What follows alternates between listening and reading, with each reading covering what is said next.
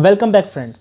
हमने पिछले वीडियो में कवर किया था व्हाट इज अकाउंटिंग और आज के इस वीडियो में हम कवर करेंगे बेसिक टर्म्स ऑफ अकाउंटिंग, यानी कि अकाउंट्स के कुछ बेसिक टर्म्स को। तो hey guys, this is Amit और शुरू करते हैं आज के इस वीडियो सेशन को। तो जैसा कि अभी हमारे स्क्रीन पर पहला है आपका बिजनेस ट्रांजेक्शंस। तो एक एक्चुअल में बिजनेस ट्रांजेक्शंस होता क्या है? तो जैसा कि हम जानते हैं कि जितने भी आप लेन देन की प्रक्रिया को अपने बिजनेस में करते हैं, यानी कि परचेज करते हैं या फिर सेल करते हैं, पेमेंट रिसीव करते हैं या कहीं पर पेमेंट करते हो, उन सारी चीज़ों को हमें क्या करना होता है कि एक बिजनेस में सही तरीके से उसे प्रॉपर मैनेज करना होता है। यानी कि बिजनेस में वही ट्रांजेक्शन्स को लिखे जाते हैं जो मॉनेटरी टर्म में है और जो बिजनेस से रिलेवेंट है, और बाकी सारी इंफॉर्मेशंस को हम इसमें नहीं लिखते हैं। तो बिजनेस ट्रांजेक्शन्स यानी कि बिजनेस में होने वाले सारे लेन देन की प्रक्रिया को कहते हैं। फिर आता है हमारा कैपिटल, कि कैपिटल होता क्या है। कोई भी बिजनेस बिना इन्वेस्ट किए तो चलता नहीं। तो कैपिटल हमें बताता है कि जो भी पर्सन बिजनेस में इन्वेस्ट करता है अपने बिजनेस को बढ़ाने के लिए, उसे हम कहते हैं कैपिटल। फिर आता है आपका ड्राइंग।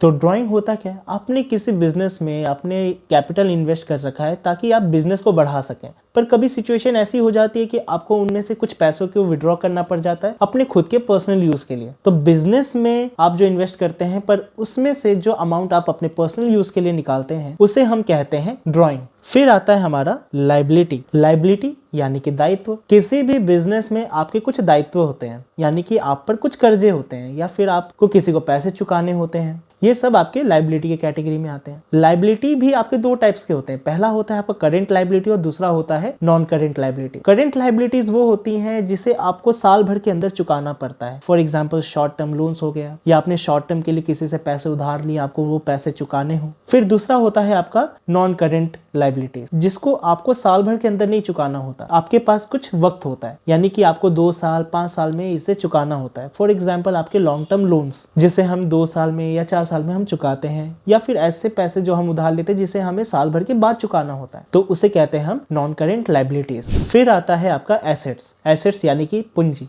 ये भी आपके दो टाइप्स के होते हैं। पहला होता है आपका करंट एसेट्स और दूसरा होता है non current assets. Current assets वो एसेट्स होते हैं जिसे आप साल भर के अंदर आप उसे कैश में कन्वर्ट कर पाओ, और नॉन करंट एसेट्स वो एसेट्स होते हैं जिसको आप साल भर के अंदर कन्वर्ट नहीं कर सकते हैं। जैसे आपके प्लांट एंड मशीनरी हो गए, बिल्डिंग्स हो गया। करंट एसेट्स वो हो जाते हैं जैसे आपके पास लिक्विड कैश पड़ा है, जिसे आप साल भर के अंदर आप कन्वर्ट कर सकते हैं और आप उसे अपने पूंजी के तौर पे इस्तेमाल करते हैं। फिर आता है आपका फिक्स्ड एसेट्स। फिक्स्ड एसेट्स भी आपके दो टाइप के होते हैं। पहला होता है टेंजिबल, दूसरा होता है इनटेंजिबल। टेंजिबल एसेट्स वो एसेट्स होते हैं जिसे हम टच कर सकते हैं, देख सकते हैं, जैसे बिल्डिंग्स हो गया, आपका प्लांट एंड मशीनरी हो गया।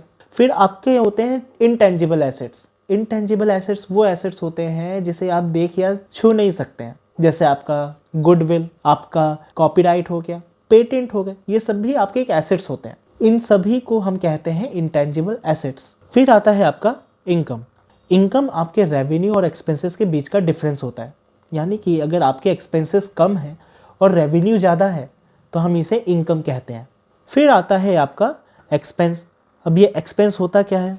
एक्सपेंसेस यानी कि आपके खर्चे होते हैं। हम कोई भी चीज़ों को सेल करते हैं तो उसमें होने वाले कुछ खर्चे भी होते हैं ताकि हम अपने सेल को और बढ़ा सकें। तो यानी कि आपके बिजनेस में जो भी ट्रांजैक्शंस होते हैं उसमें आपके कुछ खर्चे भी ज़रूर होंगे। उन्हीं खर्चों को कहा जाता है expenses. It is the amount used in order to produce and sell goods and services, यानी कि आपका जो भी आप सेल करते हो उनमें यूज होने वाले आपके खर्चे को बताता है, जिसे हम एक्सपेंस कहते हैं। फिर आता है आपका प्रॉफिट। इसी में हम दूसरा टर्म भी समझते हैं, लॉस। अब ये प्रॉफिट और लॉस है क्या? हम एक एग्जाम्पल समझते हैं। हमारे सामने एक कॉस्ट प्राइस है, दूसरा है सेलिंग प्राइस। जब भी कोई बिजनेस आप करते हैं तो बिजनेस में आप कुछ सामान लेके आते हैं। फॉर एग्जाम्पल हम किसी होलसेलर से कुछ सामान लेके आते हैं तो हमारे लिए हो जाता है कॉस्ट प्राइस। पर हम as it is cost price में अगर हम उसी को सेल भी कर दें तो हमें नो प्रॉफिट और नो लॉस होगा, यानी कि हमें ना तो मुनाफा हो रहा है या ना ही हमें किसी तरह का घाटा हो रहा है। पर बिजनेस कर रहे हैं हम, तो बिजनेस में प्रॉफिट नहीं होगा तो किस बात का बिजनेस? तो यहाँ पर आप क्या करते हैं कि आपने फॉर एग्जाम्पल 10 रुपए का कोई सामान लाया और 10 रुपए के सामान को आप 12 रुपए में बेच रहे हो, यानी कि आपका कॉस्ट प्राइस कम है और सेलिंग प्राइस ज्यादा है। तो जहाँ पे ये डिफरेंस आपका आ गया उसी को कहते हैं प्रॉफिट, यानी कॉस्ट प्राइस का कम होना और सेलिंग प्राइस का ज्यादा होना, ये आपका कहलाता है प्रॉफिट। ठीक इसका उल्टा होता है लॉस, यानी कि आपने 10 रुपए का कोई सामान लाया है और आपने उसे 8 रुपए में बेचा, यानी कि यहाँ पे कॉस्ट प्राइस आपका ज्यादा हो गया और दूसरी तरफ सेलिंग प्राइस कम हो गया। तो इनके बीच के डिफरेंस को कहते हैं हम लॉस। तो एक आसान भाषा भाषा में इतना कह सकते हैं कि कॉस्ट प्राइस और सेलिंग प्राइस के बीच के डिफरेंस को हम प्रॉफिट और लॉस बताते हैं। फिर आपका आता है गेन। तो गेन आपके बिजनेस से रिलेटेड होता है। आपने कोई एसेट्स आपने सेल किया और आपने उस एसेट्स को जब बेचा तो उसमें होने वाला मुनाफा आपके लिए गेन कहलाता है। फिर आता है आपका परचेज।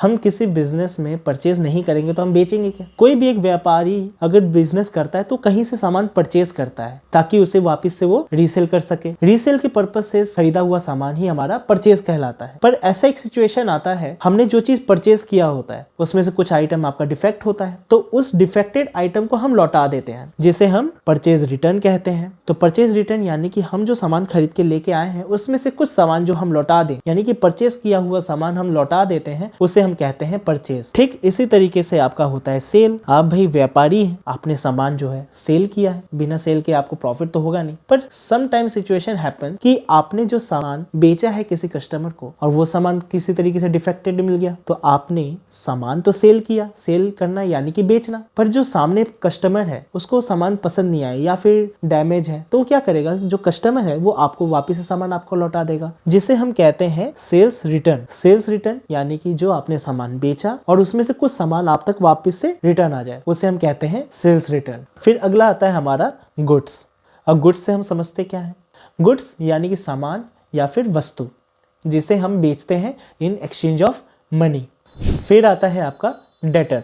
अब इसमें डेटर है आपके सामने और एक दूसरा वर्ड है क्रेडिटर। इन दोनों टर्म्स को हम एक साथ समझते हैं कि एक डेटर क्या होता है और एक क्रेडिटर क्या होता है। डेटर जैसे नाम से हम समझ रहे हैं एक देनदार। एक एग्जाम्पल से समझते हैं। आपके सामने एक होलसेलर है, एक रिटेलर है और वहीं दूसरी तरफ एक कंज्यूमर भी है। Wholesaler, retailer, consumer. अब यहाँ पे आपको सोचना है एक रिटेलर के पॉइंट ऑफ व्यू से। अब एक रिटेलर ने कोई सामान किसी कंज्यूमर को दिया है और वो कंज्यूमर जो है पैसा हमें दिया नहीं है, हमने सामान उधार पर दे दिया एक तरीके से। ये जो कंज्यूमर है जो हमें अभी पैसा लौटाएगा, इसने अभी तक हमें कोई पैसा नहीं दिया है, यानी कि ये हमारे लिए देनदार है, यह अभी हमें पैसे चुकाएगा। एक रिटेलर के पॉइंट ऑफ व्यू से समझे तो डेटर का मतलब होता है कि हमने कोई सामान उधार पर दिया हुआ हो और उस कंज्यूमर से हमें पैसा लेना बाकी हो, उसे हम कहते हैं डेटर। और वहीं पे अब चलिए दूसरे पॉइंट ऑफ व्यू पे समझते हैं। ये रहा आपका रिटेलर और ये रहा आपका होलसेलर। यहाँ पे भी अब आपको एक रिटेलर के पॉइंट ऑफ व्यू से समझना है। आपने अपने बिजनेस के लिए कुछ सामान परचेज किया एक होलसेलर से, पर वो भी आपने परचेज किया किस फॉर्म में? उधारी पर, यानी कि आपने सामान क्रेडिट पर परचेज किया है। और यहाँ पे जो रिटेलर है, रिटेलर अभी पैसा चुकाएगा किसको?